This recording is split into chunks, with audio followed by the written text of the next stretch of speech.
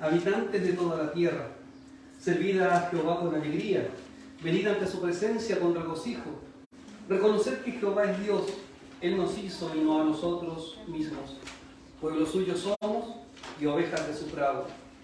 Entrad por sus puertas con acción de gracias, por sus atrios con alabanza. Alabadle, bendecid su nombre, porque Jehová es bueno, para siempre es su misericordia y su verdad por todas las generaciones. La mayoría de los salmos que nosotros conocemos llevan un título, ¿no? Un título que nos indica de qué es lo que se va a tratar el salmo. En algunos lleva el nombre de quien compuso algún determinado salmo. La mayoría de los salmos que nosotros conocemos son poemas, son himnos que cantaba la iglesia en el Antiguo Testamento. Y este salmo que acabamos de leer esta mañana tiene un título que dice Exhortación a la gratitud.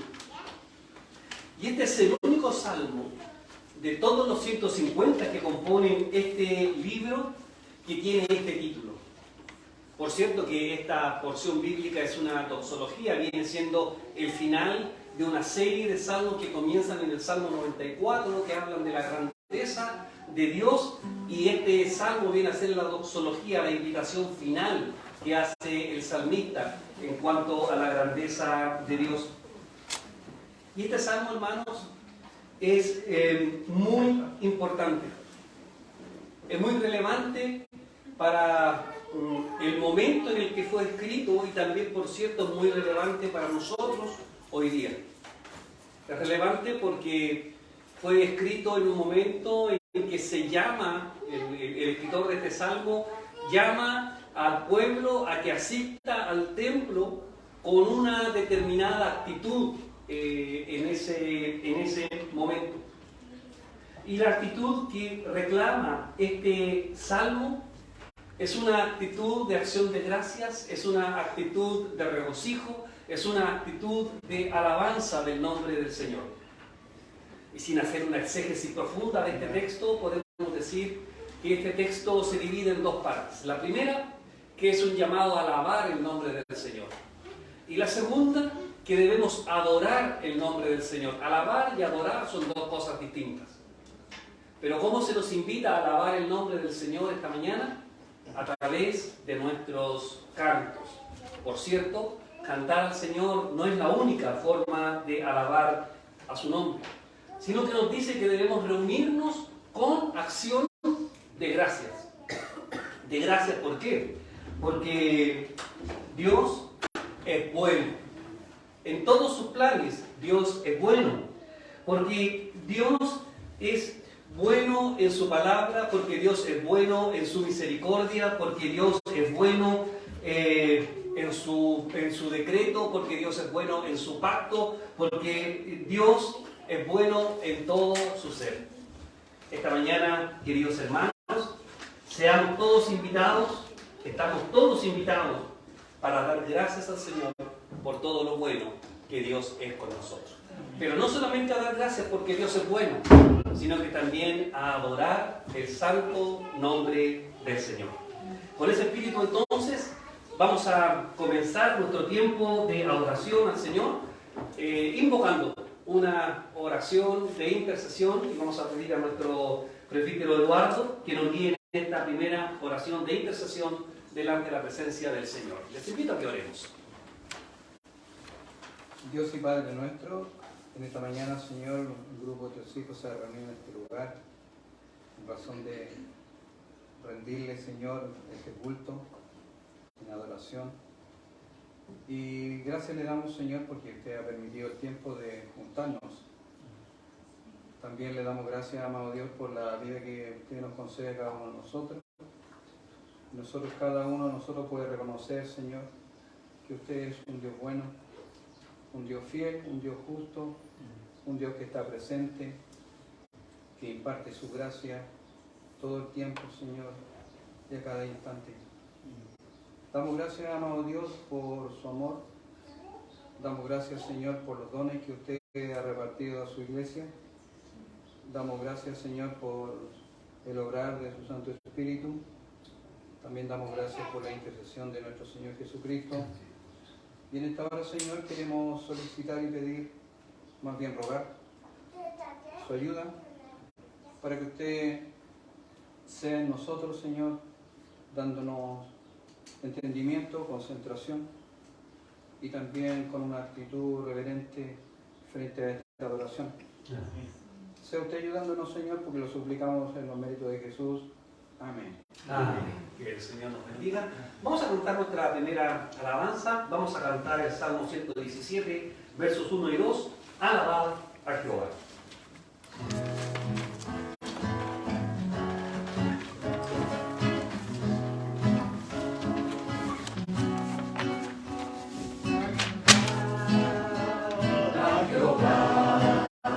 Naciones todas, pueblos todos, alabarle, porque ha engrandecido sobre nosotros su misericordia y la verdad de Jehová es para siempre, aleluya, amén.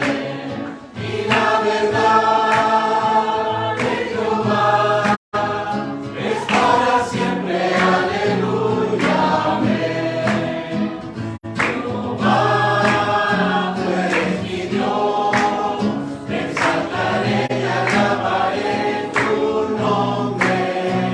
Jehová, tú eres mi Dios, te exaltaré y alabaré tu nombre.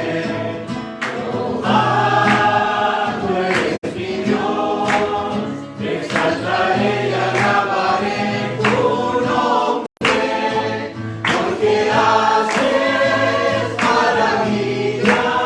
Te exaltaré y alabaré tu nombre, porque haces maravillas. Te exaltaré y alabaré tu nombre. Amén. ¿Pueden tomar asiento, hermano?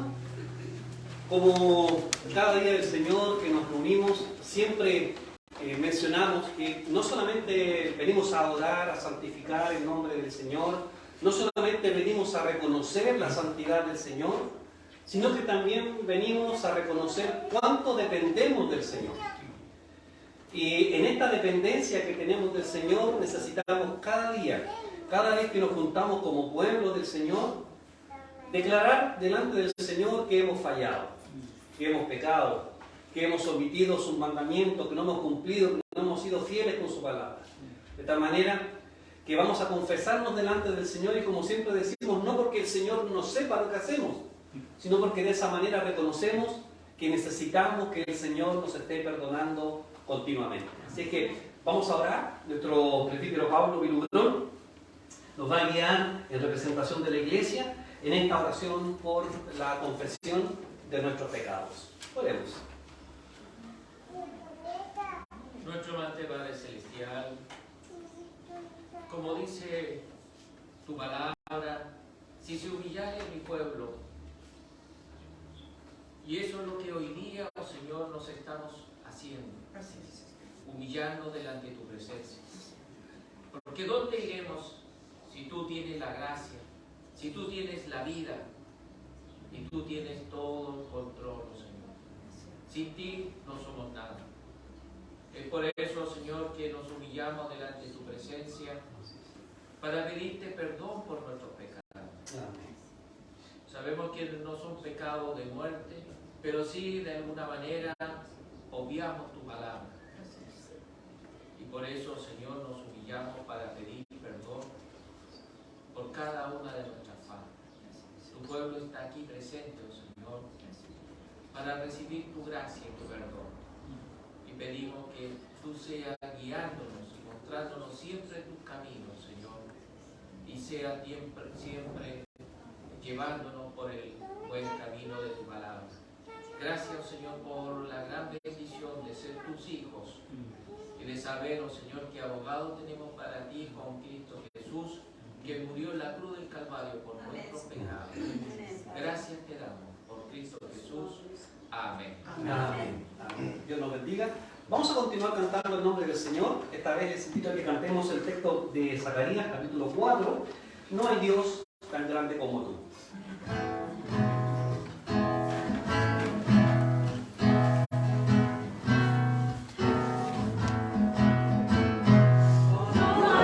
Dios tan grande como tú, no lo hay, no lo hay. No hay Dios tan grande como tú, no lo hay, no lo hay. No hay Dios que pueda hacer las obras como las que haces tú. No hay Dios que pueda hacer las obras como las que haces tú. No es con espada ni con ejército, mas con tu Santo Espíritu. No es con espada ni con ejército, mas con su Santo Espíritu. Y esos montes se moverán, y esos montes se moverán, y esos montes se moverán con su Santo Espíritu. Les invito a que tengamos la lectura del libro de los Salmos, que estamos realizando en forma constructiva. Y vamos a leer el Salmo 49, desde los versos 1 hasta el verso 20. La lectura entonces de esta mañana del libro de los Salmos se encuentra en el Salmo 49, versos 1 hasta el verso 20. Y dice así el Espíritu Santo a la iglesia: Oíd esto, pueblos todos, escuchad, habitantes todos del mundo. Así los plebeyos como los nobles, el rico y el pobre juntamente. Mi boca hablará sabiduría, y el pensamiento de mi corazón inteligencia. Inclinaré al proverbio mi oído, declararé con el arpa mi enigma. ¿Por qué he de temer en los días de adversidad, cuando la iniquidad de mis opresores me rodeare? Los que confían en sus bienes y de la muchedumbre de sus riquezas se jactan. Ninguno de ellos podrá en manera alguna redimir al hermano, ni dar a Dios su rescate. Porque la redención de su vida es de gran precio y no se logrará jamás. Para que viva en adelante para siempre y nunca vea corrupción. Pues verá que aún los sabios mueren, que perecen del mismo modo que el insensato y el necio, y dejan a otros sus riquezas. Su íntimo pensamiento es que sus casas serán eternas y sus habitaciones para generación y generación. Dan sus nombres a sus tierras. Mas el hombre que no permanecerá en honra es semejante a las bestias que perecen. Este su camino es locura. Con todo, sus descendientes se complacen en el dicho de ellos. Como rebaños que son conducidos al Seol, la muerte los pastoreará, y los rectos se enseñorearán de ellos por la mañana. Se construirá su buen parecer, y el Seol será su morada. Pero Dios redimirá mi vida del poder del Seol, porque Él me tomará consigo. No temas cuando se enriquece alguno, cuando aumenta la gloria de su casa. Porque cuando muera, no llevará nada, ni descenderá tras él su gloria. Aunque mientras viva, llame dichosa su alma, y sea loado cuando prospere. Entrará en la generación de sus padres, y nunca más verá la luz. El hombre que está en honra y no lo entiende, semejante es a las bestias que perecen. Amén. Que el Señor bendiga la lectura de su palabra. Cantemos al Señor, hermanos, y vamos a cantar el Salmo 145, Te exaltaré, mi Dios, mi Rey.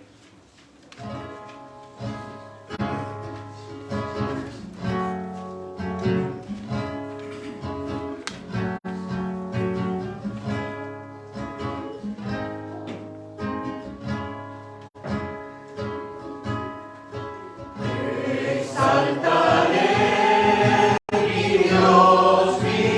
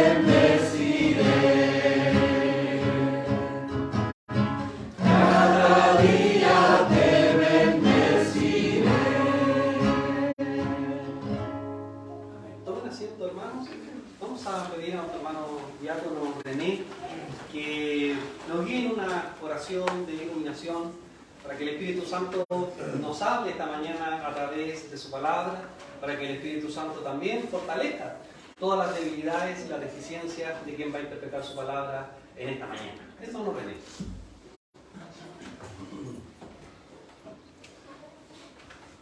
Padre amado celestial, queremos agradecerle una vez más porque nos da la oportunidad de asistir al templo a glorificar tu nombre. Gracias, Señor, te damos también porque nos da la oportunidad de escuchar tu palabra, Señor, en la cual tú manifiestas tu voluntad a nosotros, exhortándonos, instruyéndonos para nuestro andar en la vida. Queremos que tú nos bendigas a través de tu palabra, que bendigas a nuestro pastor a través del Espíritu Santo para instruirle, Señor, en tu palabra que será exhortada y que entregues a cada presente, a cada hermano, la porción que cada uno requiere para su vida. Pedimos a Dios que tú prepares nuestra mente, nuestros corazones para estar atentos a recibir tu mensaje. En nombre de Jesús lo pedimos. Amén. Amén. Y antes de encontrarnos con la palabra del Señor esta mañana, vamos a cantar una última alabanza en este periodo y vamos a cantar el Salmo 27, Hubiera yo desmayado.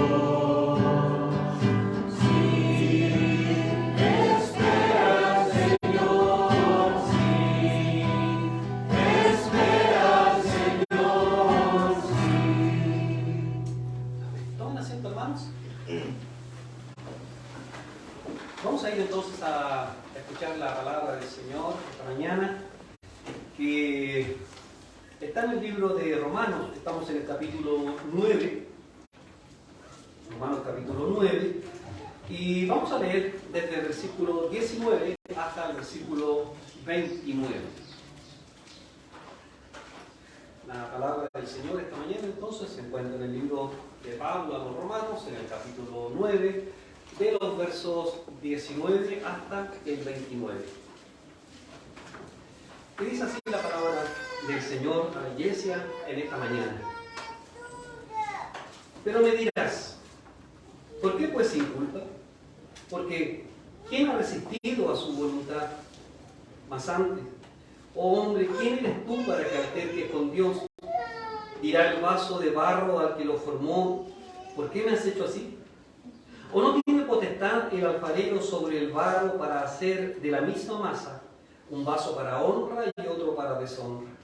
¿Y qué si Dios, queriendo mostrar su ira y hacer notorio su poder, soportó con mucha paciencia los vasos de ira preparados para destrucción? Y para hacer notorias las riquezas de su gloria, las mostró para con los vasos de misericordia que Él preparó de antemano para gloria. Y a los cuales también ha llamado, esto es, a nosotros, no solo de los judíos, sino también de los gentiles, como también en Oseas dice, llamaré pueblo mío al que no era mi pueblo, y a la no amada, amada. Y el lugar donde se les dijo, vosotros no sois pueblo mío, Allí serán llamados hijos del Dios viviente. También Isaías clama tocante a Israel. Si fuera el número de los hijos de Israel como la arena del mar, tan solo el remanente será salvo. Porque el Señor ejecutará su sentencia sobre la tierra en justicia y con prontitud. Y como antes dijo Isaías, si el Señor de los ejércitos no nos hubiera dejado descendencia, como Sodoma habríamos venido a ser, y a Gomorra seríamos semejantes. Dios bendiga entonces, hermanos, la porción bíblica que el Señor nos ha dado para esta mañana. Este es el sermón número 25 que estamos realizando del libro de Romanos. Y el punto central de Pablo en esta porción bíblica es que nosotros no tenemos ningún derecho de preguntar nada acerca de nuestra condición frente al Señor. Es decir, el punto central, la tesis de Pablo en este punto es que nosotros no podemos cuestionar a Dios. Que el alfarero tiene todo el dominio sobre las cosas que Él hace. Y esto es porque Pablo se está anticipando a una pregunta. Y la pregunta a la cual Pablo se está anticipando es: ¿por qué Dios es así?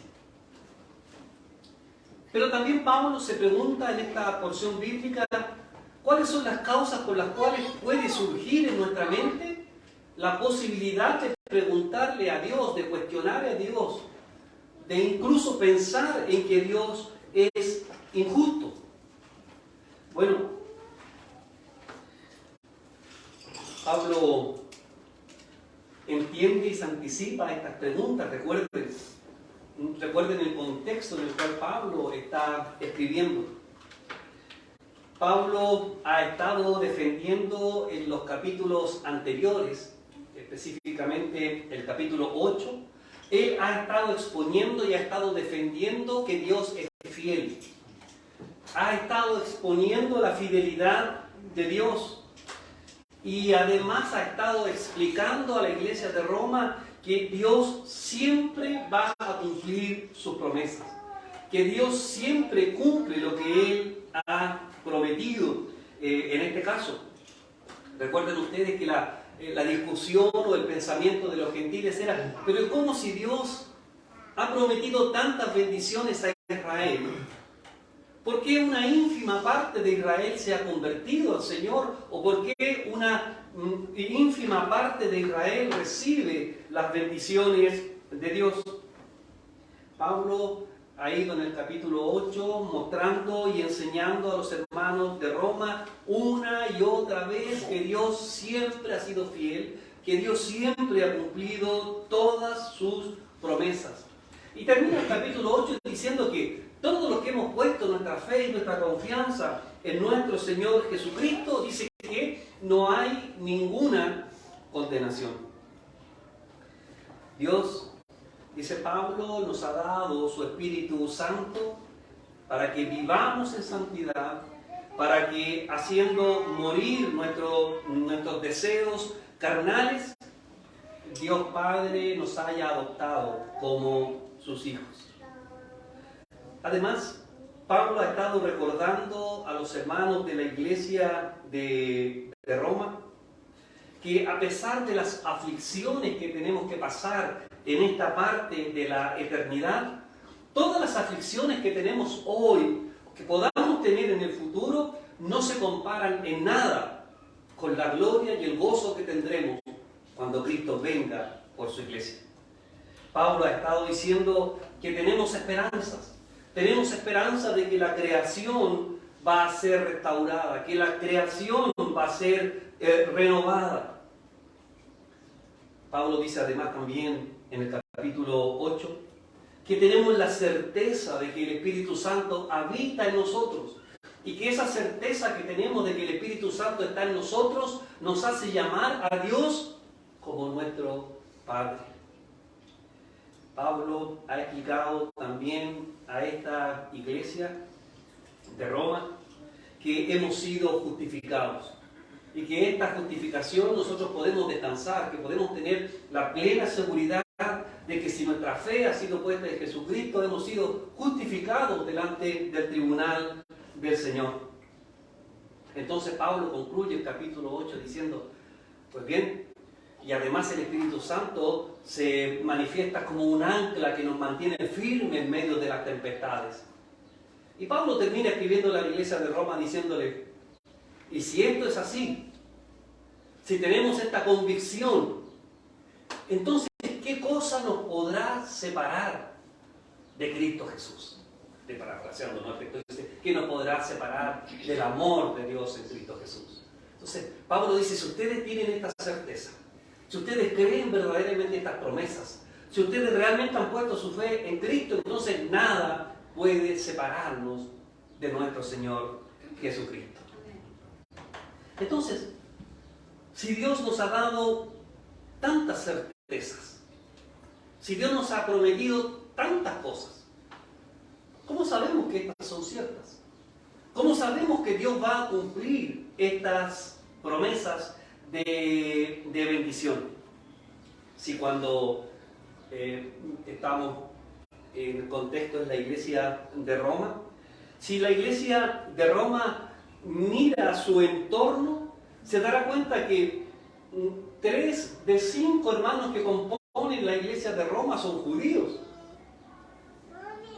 El resto son gentiles. La mayoría son gentiles de los que pertenecen a la iglesia de Roma. Entonces, los gentiles tenían el derecho a preguntarse, pero si Dios les prometió tanto a los judíos, ¿por qué en la iglesia de Roma los judíos son minoría?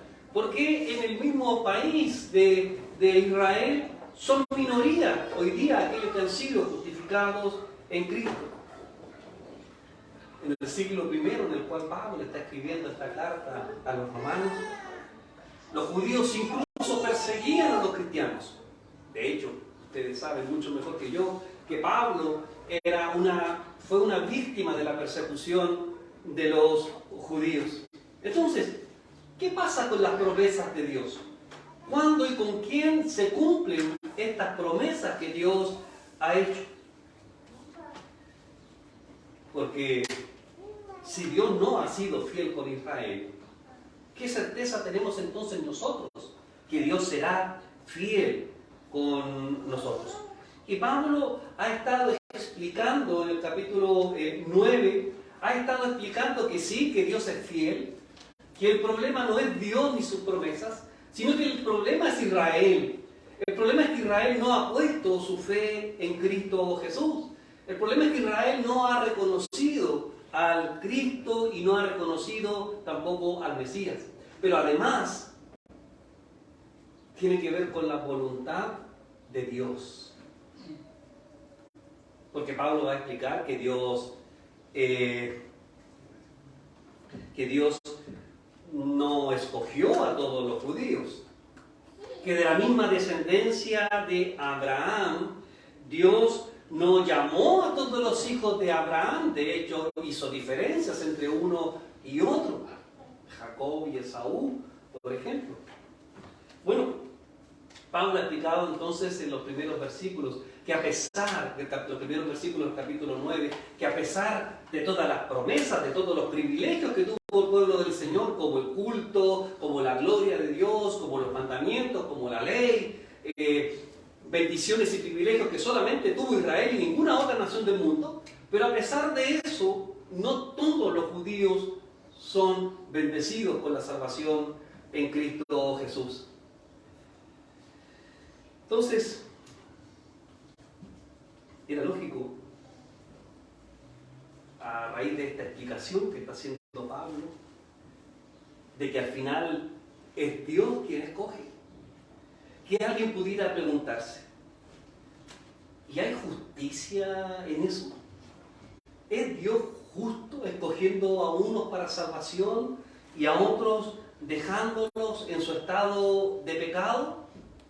Y Pablo, como ya sabemos, en este libro de los Romanos, este capítulo 9 hasta el 11, es un apéndice, un paréntesis que está haciendo el apóstol Pablo para responder precisamente estas objeciones que se están presentando en la iglesia de Roma. Entonces, ¿cómo puede Dios escoger a algunos para salvación y a otros dejarlos en su estado de pecado? ¿Hay injusticia en Dios? En ninguna manera, ha dicho el apóstol Pablo. El Señor no le debe explicaciones a nadie. Tal cual el Señor dijo a Moisés en Éxodo capítulo 33, verso 19, Él tendrá misericordia de quien quiera tener misericordia y va a ser compasivo con quien Él quiera tener compasión. Así que, hermanos, Pablo también va a explicar que la elección divina no obedece al que quiere, ni al que desea. No, esta salvación no es del que corre, sino que esta salvación depende exclusivamente de la misericordia de Dios hacia nosotros. Y esto significa, hermanos, que la salvación no depende de nuestra voluntad, no depende de las obras que nosotros queramos hacer para ganar esta salvación, que la salvación no depende tampoco de nuestro esfuerzo, porque gloria a Dios, hermanos, que la salvación depende únicamente de la gracia de nuestro Dios. Sabemos que, por cierto, esto es una doctrina chocante, que es una doctrina que a muchos les produce rechazo, que muchos cuestionan esta verdad bíblica. Y por lo tanto suele decirse que ese Dios que escoge a algunos y a otros los deja en su estado es un Dios que es injusto, un Dios que no aplica su justicia igual para toda su creación. Por eso, hermanos, que en los versículos que hemos leído esta mañana, el apóstol Pablo nos va a enfatizar y va a responder a esta pregunta, diciéndonos que no tenemos derecho a cuestionar al Señor. Y va a plantear el apóstol Pablo en estos versículos la siguiente idea que va a desarrollar. ¿Cómo nosotros, siendo criaturas, con todo lo que eso significa, nuestro pecado, nuestra finitud, nuestra falta de comprensión, cómo nosotros, en esas condiciones, podemos sentirnos con derecho de preguntar a Dios o de cuestionar la voluntad de Dios? Pues bien, comencemos a ver entonces la explicación que va a dar el apóstol Pablo a esta pregunta. Dice el versículo 19, pero me dirás, ¿por qué pues sin culpa? Porque ¿quién ha resistido a su voluntad? El apóstol Pablo está anticipando el debate que él tiene con los hermanos de la iglesia de Roma. ¿Por qué Dios nos inculpa si Él ha decretado todo lo que sucede? ¿Cómo Dios podría demandar de nosotros castigarnos el día del juicio final si al final en su voluntad Él ha escogido a algunos y a otros los ha dejado en su estado natural de pecado? ¿No sería injusto entonces que Dios nos condenara? Pues bien, esta pregunta tiene que ver con la base fundamental de la doctrina bíblica de la libre elección de Dios. Sé que algunos se plantean de que la voluntad de Dios no es irresistible, que Dios puede ser resistido en su voluntad. Y podemos colocar como ejemplo que Dios a veces en su palabra nos indica mandamientos y sin embargo nosotros no los cumplimos. Dios nos ordena cumplir con su palabra y sin embargo nosotros a veces no queremos simplemente cumplir con los mandamientos del Señor. Dios nos dice los mandamientos: no codiciarás, y codiciamos. Dios nos dice los mandamientos: no mientan, y mentimos. Entonces, ¿cómo Pablo puede asegurar de que la voluntad de Dios es una voluntad que es irresistible? Para poder entender esto, es necesario que comprendamos cómo la Biblia nos habla acerca de la voluntad de Dios. Y yo quiero mencionar esta mañana una diferencia que hacen los estudiosos, los teólogos, con respecto a la voluntad de Dios. Una voluntad que es el deseo moral de Dios. Ese es un tipo de moral, lo que los teólogos reformados llaman comúnmente la voluntad secreta de Dios, aquella voluntad que no ha sido revelada, pero que es la voluntad de deseo, la voluntad moral de Dios. Ya vamos a explicar la diferencia, ¿no? Y por cierto, la voluntad decretiva, aquella voluntad revelada, aquella voluntad que va a suceder siempre porque Dios lo ha decretado. Y en este sentido, hermanos, todos somos desobedientes a la voluntad moral de Dios.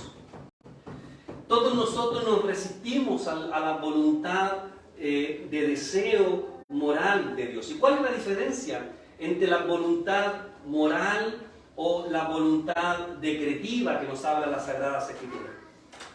La voluntad moral de Dios o la voluntad secreta es lo que Dios quiere que nosotros hagamos. Es lo que Dios quiere que nosotros cumplamos. Por ejemplo, ya hemos dicho los 10 mandamientos. Dios quiere que no tengamos otros dioses. Dios quiere que no adoremos imágenes. Dios quiere que no tomemos el nombre de Dios en vano. Dios quiere que no mintamos. Dios quiere que nosotros no matemos, que no cometamos adulterio. Eso es lo que Dios quiere que nosotros que eso es lo que Dios quiere que nosotros hagamos.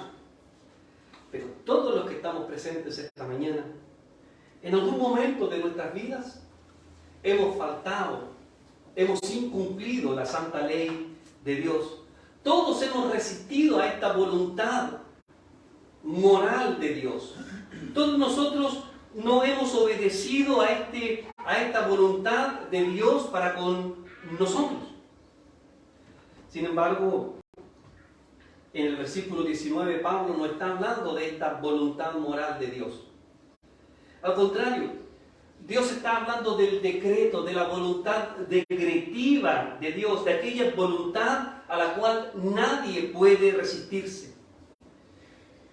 ¿Qué es esta voluntad decretiva? ¿Qué es este decreto de Dios?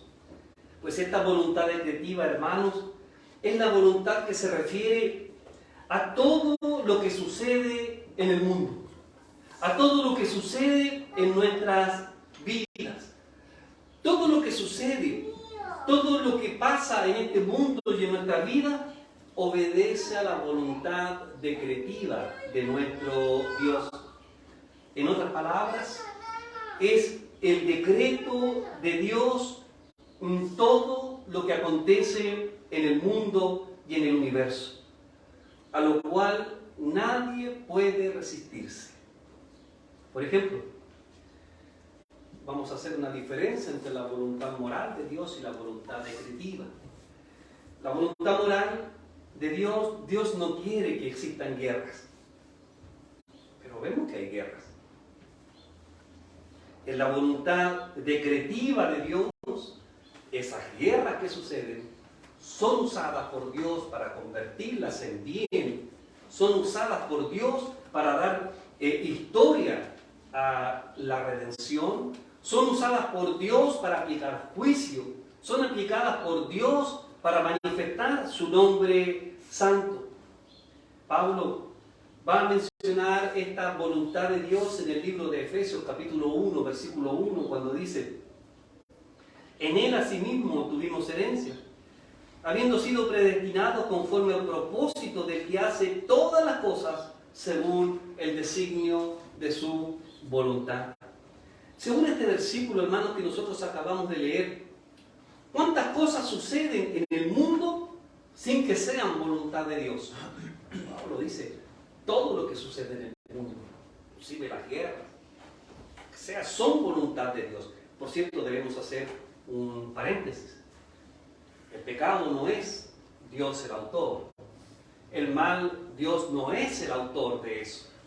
Pero Dios utiliza el pecado de nosotros los hombres. Dios utiliza la maldad que nosotros hacemos para su propia gloria. Por consiguiente, hermanos, a esta voluntad de que todo el mundo sucede según el designio de Dios, a eso nadie puede resistirse. Nadie puede alterar un milímetro los planes y la voluntad de Dios. Y en este caso Pablo dice, aún antes de que el mundo fuera creado, aún antes de la fundación del mundo, Dios ya había decretado lo que iba a suceder. Entonces, si desde la eternidad Dios ha decretado quiénes vamos a ser salvos y quiénes van a quedar en su estado de pecado, entonces era lógico que en la congregación de Roma surgiera la pregunta. Entonces, ¿dónde está la justicia de Dios? ¿Es acaso Dios justo por esta elección que Él está haciendo? Entonces, la respuesta o la pregunta que posiblemente hace la iglesia está en este verso 19. Entonces, ¿por qué Dios nos culpa? ¿Por qué Dios nos culpa si Él decretó que esto fuera de esta manera? ¿Por qué Dios nos inculpa si Él ha dicho y ha hecho su voluntad que así se haga y que así se cumpla inexorablemente? Y por cierto, hermanos, que parece una pregunta legítima, que parece una pregunta muy profunda, que derriba la teoría o la doctrina de la libre elección de Dios. Sin embargo, veamos cómo Pablo sigue tratando este tema. Vamos al verso 20. Mas antes, oh hombre, ¿quién eres tú para que alterques con Dios? Dirá el vaso al barro que lo formó, ¿por qué me has hecho así? Es interesante, hermanos, destacar que Pablo no apela a la doctrina del libre albedrío. Pablo no apela a la doctrina de la libre voluntad del hombre para resolver este dilema que de esta manera queda inmediatamente resuelto. Unos hombres son salvos y otros no, porque algunos deciden seguir a Cristo y otros no deciden seguir a Cristo. Problema resuelto. Pero la Biblia no nos habla de eso. La Biblia nos habla de que Dios es soberano, de que Él es quien escoge, de que Él es quien elige. Entonces el apóstol Pablo no toma esta doctrina para responder de una manera rápida y fácil a este problema, comillas, ¿no?, que tiene la iglesia de Roma. Pablo no va a apelar a nuestra autonomía, no va a apelar a nuestra voluntad, sino que Pablo va a seguir demostrando y mostrando que nuestro Dios es un Dios soberano, que es un Dios que es justo. Además, dice Pablo, oh hombre, ¿quién eres tú? En otras palabras, Pablo está diciendo, ¿quiénes se creen ustedes que son? ¿Qué autoridad tienen ustedes para preguntarle a Dios? ¿Cuál es su fuente moral que ustedes tienen para cuestionar la voluntad de Dios? Y Pablo establece una diferencia fundamental entre Dios y nosotros los hombres. Pablo está diciendo, tú eres, nosotros somos seres creados por Dios. Nosotros somos criaturas de Dios y Él es el Dios. Entonces, ¿cómo? Si entendemos esta diferencia, entonces ¿cómo podemos pedirle cuenta a Dios? Mire, esto es precisamente lo que sucede en el libro de Job. Ya conocemos la historia de Job, un hombre piadoso que tenía una vida abundante. Pero Dios permitió que Satanás lo atacara con todo lo que tenía. Y es así como Job perdió a sus hijos, perdió su riqueza, perdió también, por cierto, su salud. Su situación es una situación miserable. Y explorando Job, ¿cuál puede ser la razón de lo que le está sucediendo, Job incluso piensa en ir a preguntarle a Dios, cuestiona la voluntad de Dios. Hermano, Job no sabe lo que nosotros sabemos hoy día, porque Job no está leyendo el libro de Job. Pero nosotros sí lo conocemos y nosotros sabemos que todo lo que está pasando en la vida de Job sucede porque Dios lo está permitiendo. Sucede porque Dios está probando la fe, la lealtad, la santidad de Job. Así que Job en estas circunstancias seguramente se preguntaba: yo ofrezco holocausto por mis hijos todos los días, oro por mis hijos todos los días, ofrezco holocaustos incluso por los pecados que mis hijos pueden haber cometido y que yo no los conozco. Soy un hombre que ama a Dios, ¿por qué me ha sucedido todo esto? Y Dios quería, y Job quería hasta el trono de Dios, dice, a ir a preguntarle por qué le está sucediendo esto. ¿Y cómo responde Dios? ¿Qué es lo que hace Dios? Dios no permitió a Job que lo cuestionara. Al contrario, fue Dios quien destruyó a Job en esta pretensión de querer cuestionar la santidad de Dios. Escuche el versículo 1 del capítulo 38 del libro de Job. ¿Quién es este que oscurece el consejo con palabras de sabiduría? Ahora ciñe como varón tus lomos y yo te preguntaré y tú me contestarás. Es decir, capítulo 38, 39, 40, 41 va a mostrar a Dios conversando, comillas, con Job. Le dice, a ver, ¿quién es este que me quiere preguntar? ¿Tú me quieres preguntar? Le dice Dios. Entonces prepárate como hombre y respóndeme tú estas preguntas. Si vea usted el capítulo 38 y los 4 capítulos siguientes. Le dice, Job, ¿dónde estabas tú cuando yo fundaba el mundo? Responde. Entonces, ¿qué es lo que Dios le quiere decir a Job en estos 4 capítulos? Que el único, muestra la diferencia entre Dios y el hombre y muestra que el único que puede en verdad preguntarnos a nosotros, pedir cuentas, es Él y no nosotros a Él. Al final de estos capítulos, Job se da cuenta de que es Dios verdaderamente quien tiene todo el derecho de acusarnos a nosotros, de cuestionarnos a nosotros, y no al revés. Hermanos, Dios es el juez y nosotros somos los cuestionados.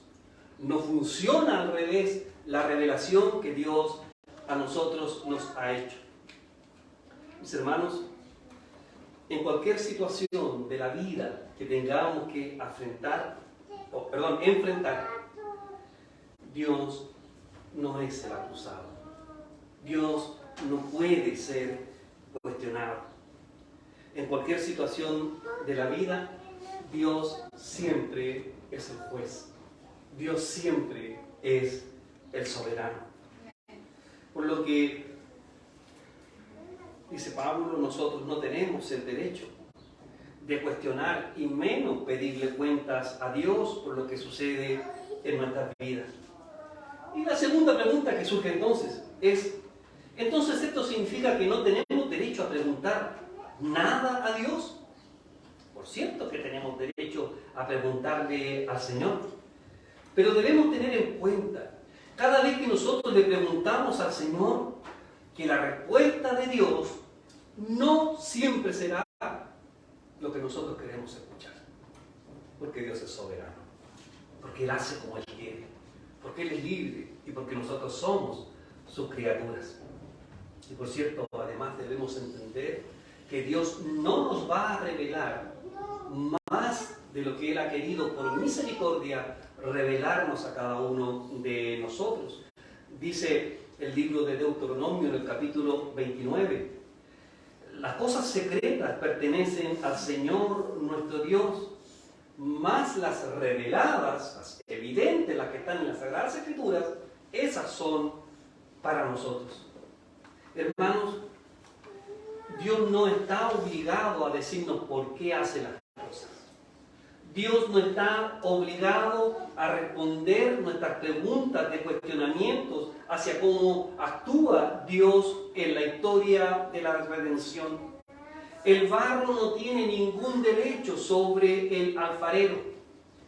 Y eso nos lleva entonces al versículo 21, que dice: ¿o no tiene potestad el alfarero sobre el barro para hacer de la misma masa un vaso para honra y otro para deshonra? Hermanos, es Dios quien nos hizo. Y es por eso entonces que Él tiene todo el derecho sobre nosotros. Él es el autor de nuestras vidas y como autor y creador de cada uno de nosotros tiene el derecho de hacer con nosotros lo que Él quiera hacer en su autoridad divina. Y por cierto que lo que Dios haga con nosotros, hermanos, nunca será injusto. Siempre será justo. Aunque muchas veces nosotros, en esta parte de la eternidad, en esta historia tan corta de la vida, no seamos capaces de entender el plan bendito del Señor. Pero su palabra nos dice que siempre la voluntad de Dios es buena, que siempre la voluntad de Dios es justa, que siempre la voluntad de Dios es perfecta, lo ha dicho Pablo antes de iniciar este capítulo. Hermanos, los israelitas conocían esta figura del alfarero y el barro. Isaías en el capítulo 64, versículo 8 dice: ahora pues, oh Jehová, tú eres nuestro Padre, nosotros barro, y tú el que nos formaste. Así que, si somos barro, si somos la creación de Dios, ¿cómo podemos entonces llegar a cuestionar o pensar en nuestra mente finita que tenemos el derecho de cuestionar el nombre santo de Dios? Él es el alfarero, nosotros somos las vasijas. Él es el rey, nosotros somos sus súbditos. Dios tiene el derecho sobre nosotros y no al revés. Pablo va a continuar en el versículo 22 haciendo las siguientes preguntas retóricas. ¿Y qué? Si Dios, queriendo mostrar su ira y hacer notorio su poder, soportó con mucha paciencia los vasos de ira preparados para destrucción. Hermano, Dios es paciente. Y Dios es paciente para no derramar su ira inmediatamente sobre los hombres.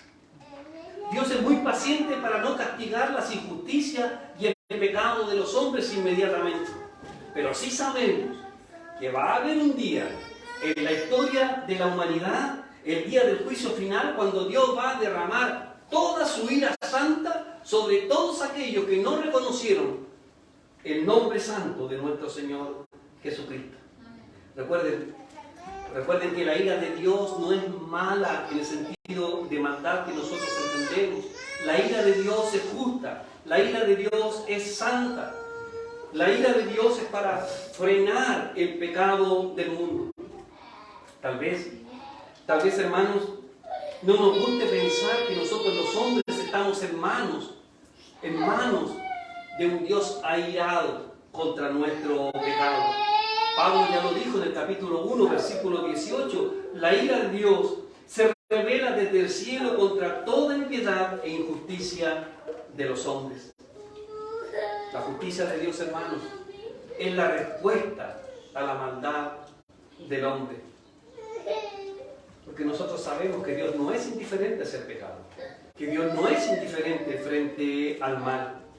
Y por lo tanto, Dios tiene el derecho, todo el derecho, de juzgar nuestros pecados. Hermanos, si Él quisiera enviarnos a todos los que estamos presentes esta mañana acá al infierno, hoy día mismo, ¿habría injusticia en Dios? ¿Habría injusticia en Dios si Él quisiera enviarnos a todos nosotros esta mañana al infierno? Por cierto que no. Somos pecadores, porque no cumplimos los mandamientos del Señor, porque no amamos a Dios con toda nuestra mente y con todo nuestro corazón. Entonces Dios sería justo, muy justo, si Él quisiera enviarnos hoy día mismo al infierno. Pero el versículo 22 nos dice que Dios soporta con mucha paciencia. Dios es paciente, hermanos, con nosotros los pecadores. Cada día que el Señor nos da de vida es un día más de oportunidad que Dios nos da para reconciliarnos con Él. Mire, la única razón por la cual usted y yo no estamos en el infierno hoy día es porque Dios es misericordioso y paciente con nosotros. Esa es la única razón por la cual nosotros no caímos fulminados a causa de nuestro pecado delante de la santidad de Dios, porque nuestro Dios es un Dios que es misericordioso. Pero aunque Dios es eterno, la paciencia de Dios también tiene un propósito. ¿Cuál es el propósito de la paciencia de Dios? ¿Cuál es el sentido que tiene la paciencia de Dios? Pues ya hemos dicho, y Pablo lo dice acá, y es para que todos nosotros procedamos al arrepentimiento. La paciencia de Dios, hermanos, no es para que sigamos pecando. La paciencia de Dios no es para que pensemos que Dios no va a castigar nuestros pecados. La paciencia de Dios no es para que sintamos que podemos seguir pecando delante de Dios. La paciencia de Dios es para que nos arrepintamos. Dios nos está dando la posibilidad cada día de que nos arrepintamos delante de su presencia. Dice Pablo,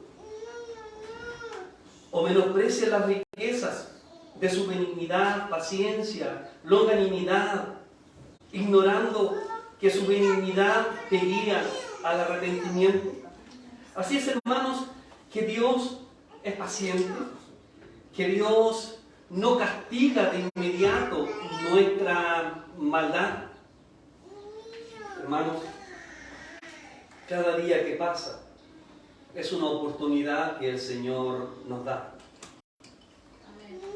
Cada día que el Señor nos da es un tiempo que el Señor nos da para pensar nuestra relación, cómo hemos puesto nuestra fe o no en nuestro Señor Jesucristo. Y esa, hermanos, es la razón por la cual Cristo todavía no vuelve, hasta que el último de los escogidos ponga su fe en Cristo Jesús. Hermanos,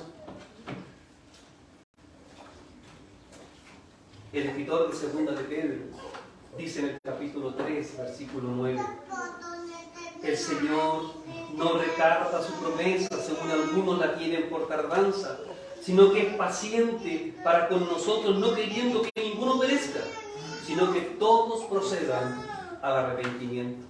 Así que, hermanos, la paciencia de Dios es para llamarnos al arrepentimiento. Dios no está tolerando nuestros pecados. Dios no está justificando nuestros pecados. Dios no nos está dando permiso para pecar. Dios nos está dando, con su paciencia, la posibilidad de que volvamos a Él en arrepentimiento. Así que, hermanos, la misericordia de Dios es para darnos esta posibilidad. Así que, si hay alguien esta mañana, hermano, que aún sigue viviendo bajo algún pecado, si hay alguno en esta mañana que todavía no reconoce su pecado frente al Señor, pues bien, esta mañana el Señor nos está dando esa oportunidad, que nos arrepintamos de corazón delante de su presencia, que pongamos nuestra fe, nuestra esperanza y nuestra confianza en nuestro Señor Jesucristo. Hermanos, aprovechemos esta oportunidad que Dios nos está ofreciendo en esta mañana. Hoy es el día de nuestra salvación. Hoy es el día en que Dios puede dar paz, seguridad y confianza en tu corazón. Así que, hermanos, el Señor, dice Pablo, es justo para castigar el pecado porque el hombre es pecador, porque el hombre por naturaleza es enemigo de Dios. Pero también Dios es misericordioso a causa de sus escogidos, esperando que hasta el último de sus escogidos pueda reconocer. Mire el versículo 23. Y para hacer notorias las riquezas de su gloria, las mostró para con los vasos de misericordia que Él preparó de antemano para gloria. Es interesante mencionar, hermanos, que cuando nosotros estudiamos las Sagradas Escrituras, en ninguna parte de las Escrituras dice que Dios es rico en ira o que Dios es rico en venganza. Siempre que las Escrituras nos hablan de qué cosa es rico Dios, que nos dice que Dios es rico en misericordia. Y para mantener la justicia de Dios, para que Dios no derrame su ira santa sobre nuestros pecados, sobre la humanidad pecaminosa que no quiere reconocer a Dios, Dios es misericordioso, Dios es paciente, esperando que nosotros pongamos nuestros ojos en Cristo, siendo convencidos por el Santo Espíritu del Señor. Dice Ezequiel en el capítulo 33, dice Jehová el Señor que que no desea la muerte del impío, sino que el impío se aparte de sus caminos y viva. Dios no se deleita con la vida del impío, no se deleita con los pecados, Dios no se deleita con la muerte de los hombres. Miqueas también, escribiendo acerca de lo mismo, dice: ¿qué Dios como tú, que perdona la maldad y olvida el pecado del remanente de su heredad? Dios, hermanos, es un Dios justo, es un Dios misericordioso, es un Dios que desde la perspectiva humana podría acabar el pecado de un solo plumazo con todo su poder, con toda su gloria, pero no lo hace.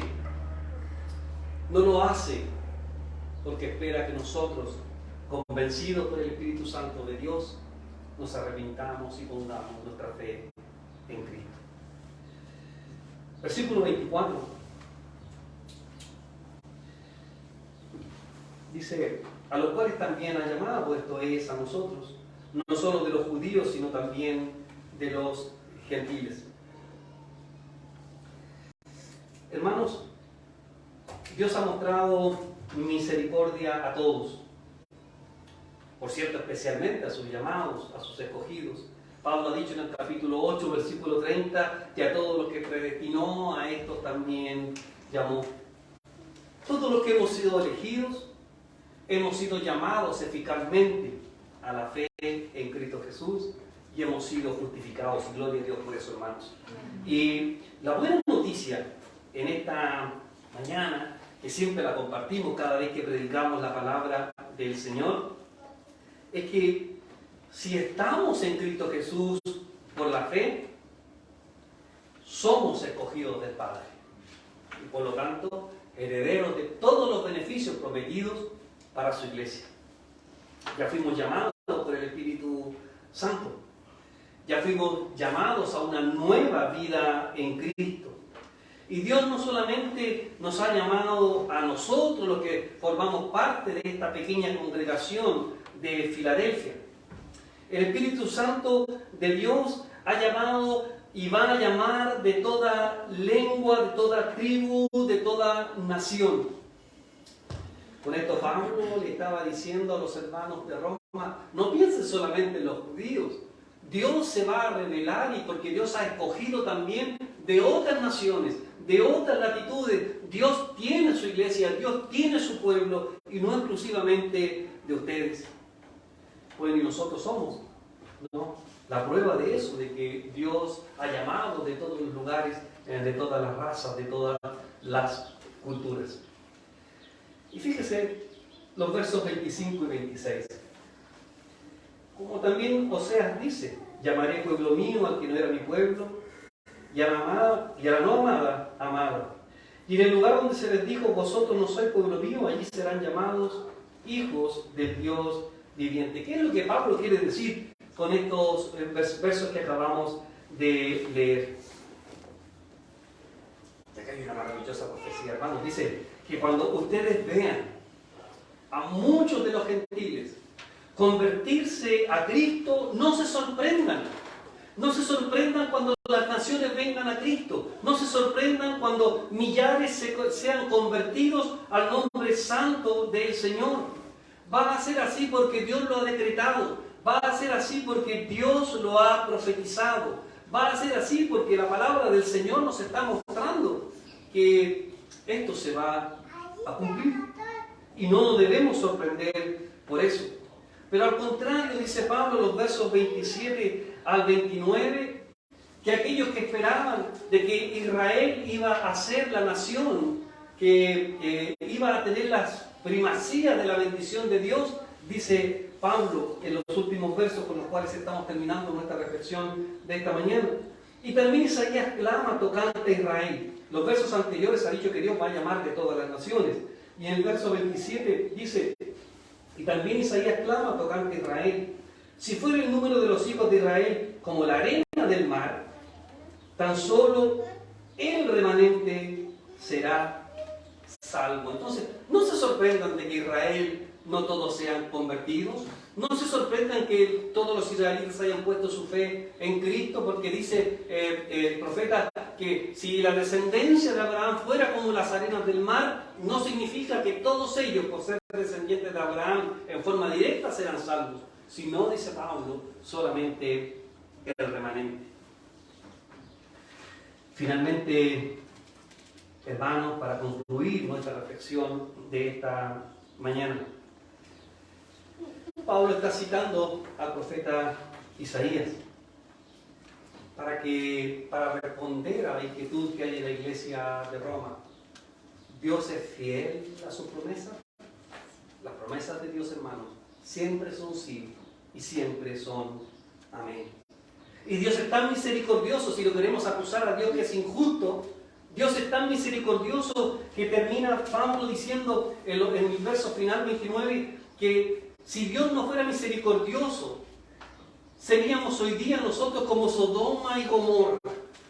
Si Dios no tuviera misericordia, sería tan la depravación del ser humano que seríamos como Sodoma y Gomorra, estas ciudades que fueron destruidas por el Señor.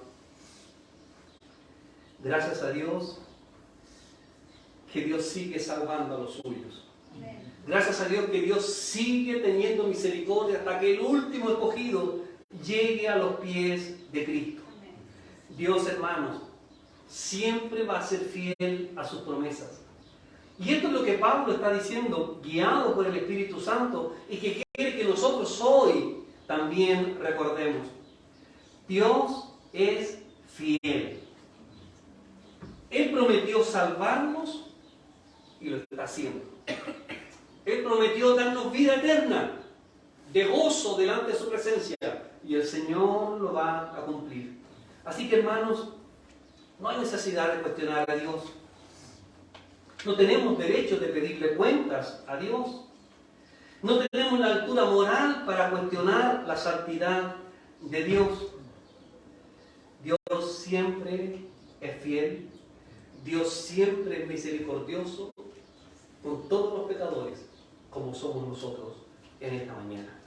Pongamos nuestros ojos en Cristo, descansemos en Cristo y hagamos nuestras las promesas de Dios. Oremos. Te damos las gracias, Padre, porque hemos ido a tu palabra y pedimos humildemente, Señor, que tu Santo Espíritu haya dado claridad en la explicación, que tu Espíritu Santo haya abierto nuestros ojos, nuestros oídos espirituales, que tu Espíritu Santo haya clavado en el corazón de cada uno de nosotros esa frase que tú tienes para hablarnos en esta mañana. Gracias por tu palabra y en nuestra oración, que más allá de las imperfecciones, de la falta de conocimiento, de la ignorancia de quienes ponen tu palabra, tu Espíritu Santo haya sido eficaz en la presentación del Evangelio a cada uno de nosotros en esta mañana. Gracias por tu palabra, porque tu palabra es fiel, porque tu palabra es inerrante, porque tu palabra es eterna y porque tu palabra siempre nos da vida. Amén. Oramos en el nombre de Cristo, nuestro Rey. Amén. Amén. Vamos a cantar, hermanos, para ir ya terminando nuestro servicio de oración esta mañana, y vamos a entonar la doxología de números. El Señor te bendiga, te guarde. Luego de entonar el canto y luego de la doxología y bendición, les pediría por favor que se queden 2 minutitos para entregar una información de importancia a la vida de la iglesia.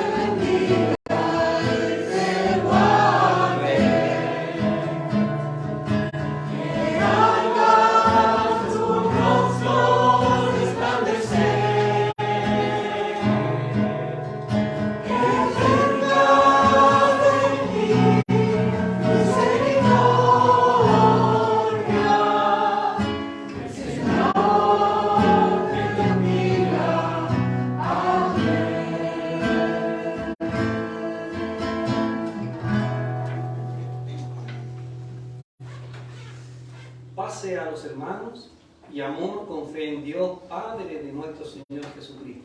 La gracia del Señor sea con todos los que aman a nuestro Señor Jesucristo, con amor inalterable.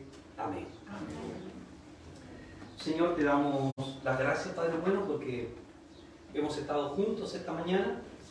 Tu Santo Espíritu nos convocó, nos llamó, nos reunió, dispuso nuestra mente, dispuso nuestro corazón, nuestra voluntad, para venir esta mañana y unirnos a la iglesia, para alabar, glorificar, santificar tu nombre y escuchar tu voz a través de tu palabra. Padre, hemos querido adorar tu nombre en espíritu y en verdad. Amén. Y oramos, Señor, para que nuestra adoración haya sido agradable delante de tu santa presencia. Amén. Señor, siempre oramos que también perfeccione siempre nuestra adoración. Amén. Gracias, Señor, por el privilegio de escuchar tu voz a través de la palabra que ha sido proclamada a la iglesia. Ahora, Señor, al momento de terminar la comunión con los hermanos, queremos orar para que tú nos cuides, nos bendigas en todas las actividades que restan de este día. Pero también que nos cuides y nos protejas y que tu Espíritu Santo esté con nosotros durante la semana que estamos comenzando. Que a través de nuestro comportamiento, a través de nuestra presencia, que a través de nuestra conversación, de nuestro trato, demos también mensaje acerca de Cristo. Amén. Señor, oramos por aquellos hermanos que no pudieron estar con nosotros esta mañana, para que tú los cuides y tú los bendigas donde quiera que ellos se encuentren. Y que las actividades que estén haciendo, Señor, a través de ellas también puedan glorificar en este día tu santidad. Oramos por aquellos hermanos que no pudieron estar hoy, por enfermedad, o otros motivos, Señor, que nosotros desconocemos especialmente. Oramos por los que están enfermos, para que tú los cuides, tú los bendigas, tú les seas sanando de su cuerpo, su espíritu también, si es necesario para lo bueno.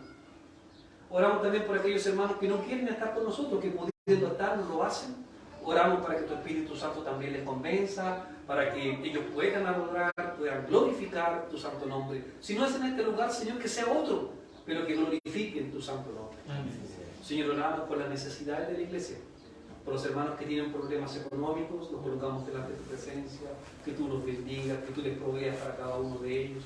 Para los que tengan problemas de trabajo, Señor, oramos para que tú seas abriendo las puertas para que ellos puedan trabajar y poder sostener a sus familias, Señor. Oramos también en esta hora por aquellos que están débiles en la fe, para que tú los fortalezcas. Señor, ahora, al momento de despedirnos de esta comunión, y como ministro de tu santo evangelio, entrego a esta tu iglesia la siguiente bendición que tú nos enseñas en las sagradas escrituras. Jehová te bendiga y Jehová te guarde. Jehová haga resplandecer su rostro sobre ti y ponga sobre ti misericordia. Jehová alce sobre ti su rostro y ponga en ti la paz. Amén. Que el Señor les bendiga. Hermanos, tomen asiento, por favor, para entregar tres informaciones para la vida de